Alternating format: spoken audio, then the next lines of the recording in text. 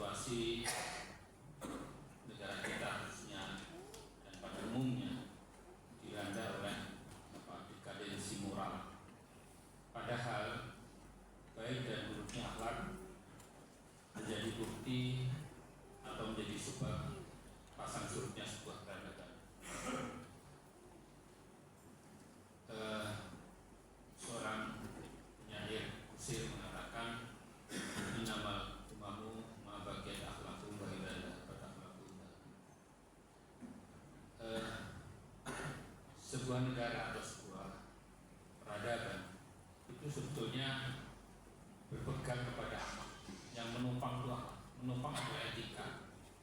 Jika etika itu tidak ada atau kemudian diabaikan, maka jangan berharap negara tersebut akan bisa bertahan.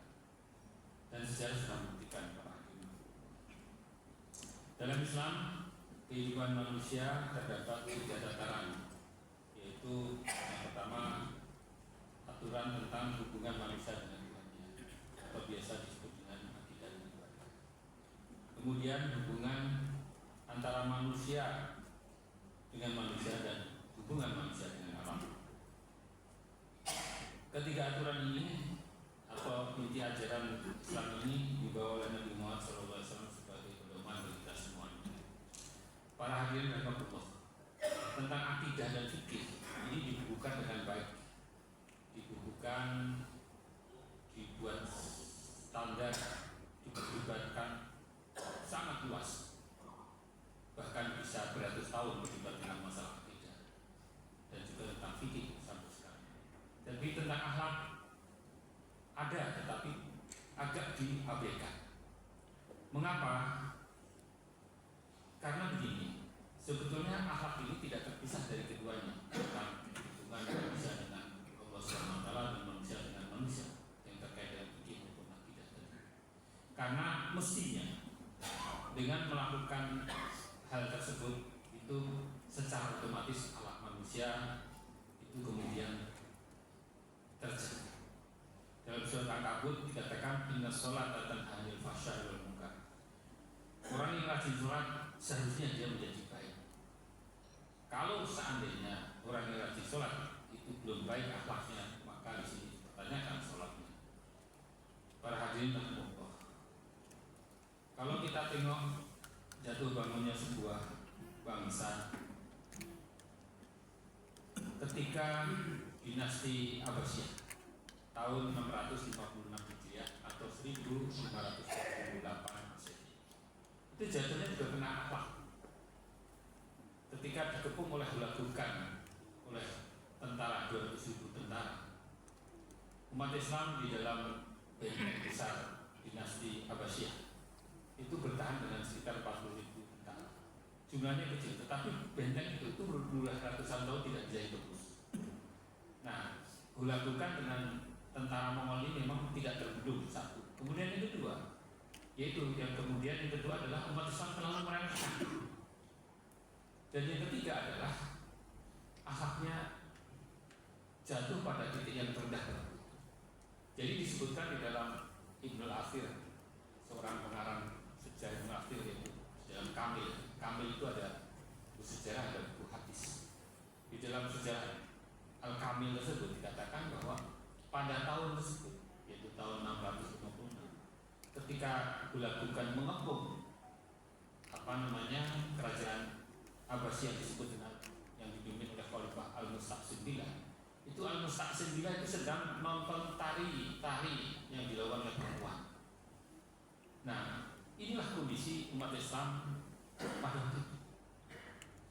Kemudian ketika salah satu penarinya itu terkena panah, itu tidak kemudian berhenti, tapi dari kursinya diturunkan. Nah, dengan demikian memang ya seharusnya sudah terjadi, dan itulah yang kemudian menjadi kehancuran. Baghdad dikuasai, ratusan ribu bahkan jutaan umat Islam dibunuh, mulai para ilmuwan, tokoh-tokoh ulama dan sebagainya. Kemudian yang dikenal juga adalah Baitul Hikmah dihancurkan, pusat keilmuan perpustakaan dibakar dan sebagainya, sehingga sungai Efrat dan Tigris itu hitam karena tinta. Para hadirin, Kembali kepada tema kita bahwa akhlak adalah sesuatu yang sangat penting. Problemnya adalah kita itu mengabaikan. Ibnu Sina di dalam merumuskan sebuah negara ideal, dia mengatakan ada 3 tonggak pokok yang harus dipegang dalam membangun sebuah negara yang ideal tadi. Yang pertama adalah memegang teguh hukum, menegakkan keadilan. Yang kedua, menjunjung tinggi moral, baik secara pribadi maupun secara jamaah. Dan yang pertama tadi adalah memiliki pemimpinan yang mumpuni. 3 hal ini itu kalau tidak ada di dalam sebuah negara, maka jangan harap negara itu menjadi negara besar. Istilah negara ideal tadi disebut oleh Ibnu Sina sebagai al-Madinah al-Hasanah as-Sirah atau moralis kecil. Para hadirin rahimahullah. Dalam konteks sejarah, ya sebagaimana kita katakan tadi, baiknya moral pemimpin terbukti telah membawa kehidupan bernegara yang adil dan makmur. Di mana pada sepanjang zaman kepemimpinan Islam itu yang paling sering diungkap adalah pada zaman Umar bin Abdul Aziz. Itu tahun sekitar 99 Hijriah. Nah, beliau ketika memimpin menjadi khalifah, itu hampir tidak ada seorang pun di negaranya pada dinasti Umayyah tersebut yang mau menerima zakat. Mengapa? Apakah sudah sangat kaya raya semua negara? Tidak begitu. Karena ada pemerataan tentang kekayaan.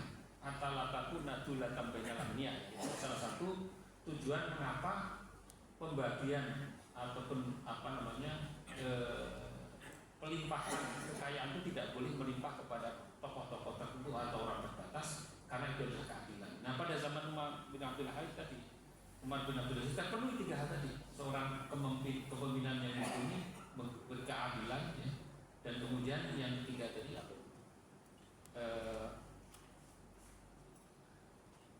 yang menjunjung tinggi moral. Nah, moralnya apa yang coba kita perhatikan di sini adalah ketika beliau memimpin dan kemudian di dalam kepemimpinan yang sangat pendek, tidak sampai 2 periode, 3 periode, ya, cuma 2 tahun setengah.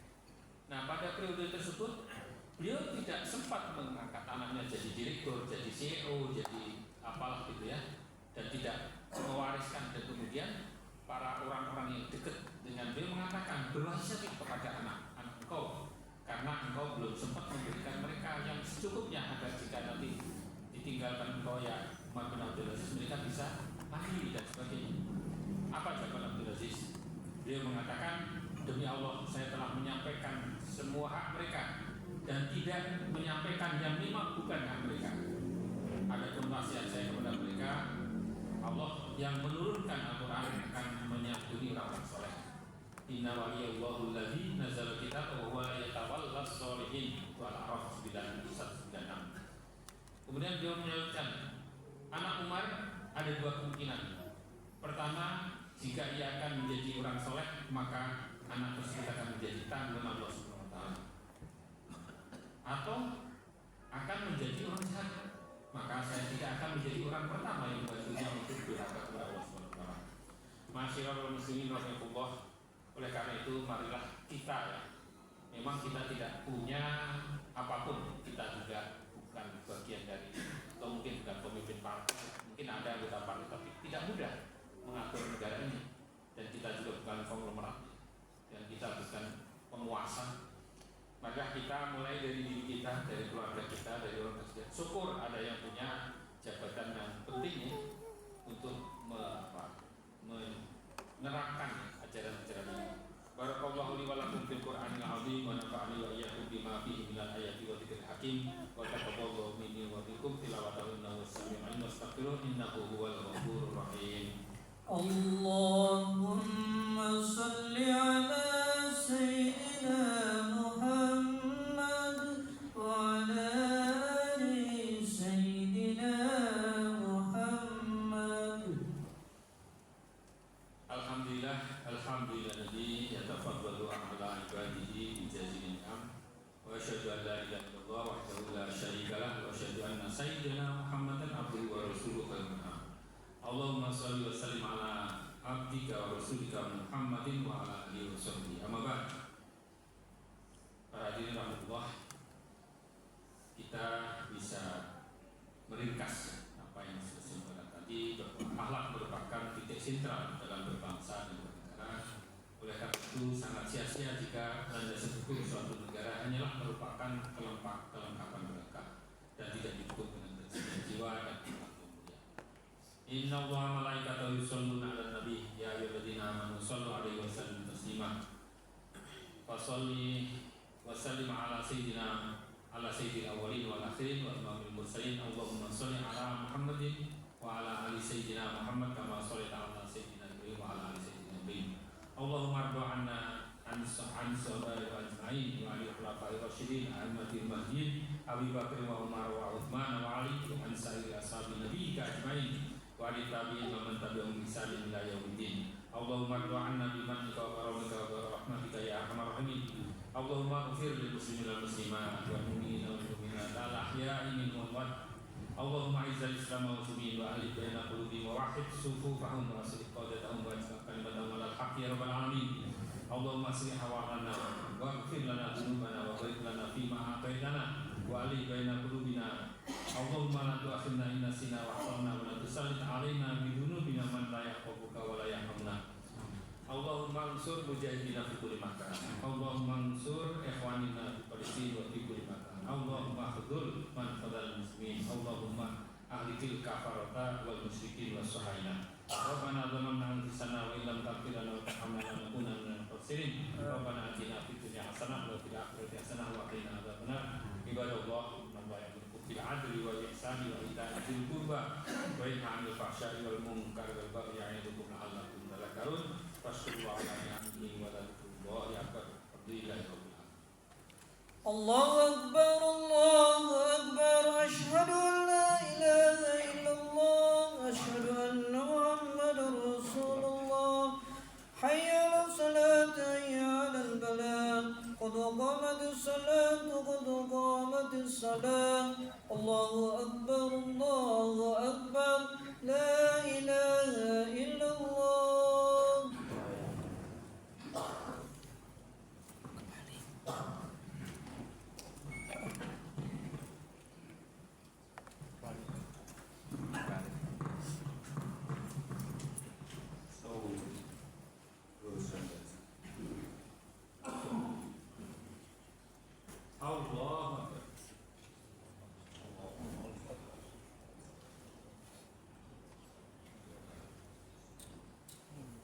Bismillahirrahmanirrahim.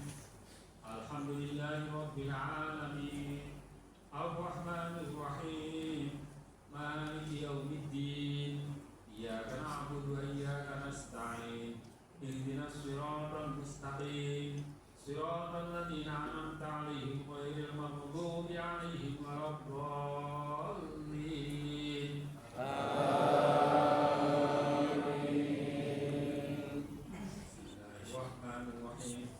ولا تقولوا لمن يقتل في سبيل الله أموات بل أحياء ولكن لا تشعرون ولنبلونكم بشيء من الخوف والجوع ونقص من الأموال والأنفس والثمرات وبشر الصابرين الذين إذا أصابتهم مصيبة قالوا إنا لله وإنا إليه راجعون أولئك عليهم صلوات من ربهم ورحمة وأولئك هم المهتدون.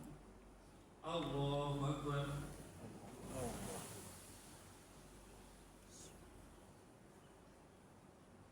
سمع الله لمن حمده.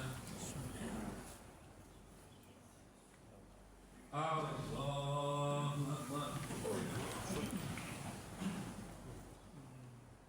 الله أكبر.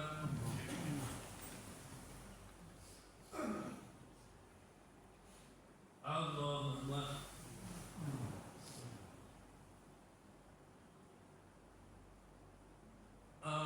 Allahu Akbar. Bismillahirrahmanirrahim. Alhamdulillahirabbil alamin.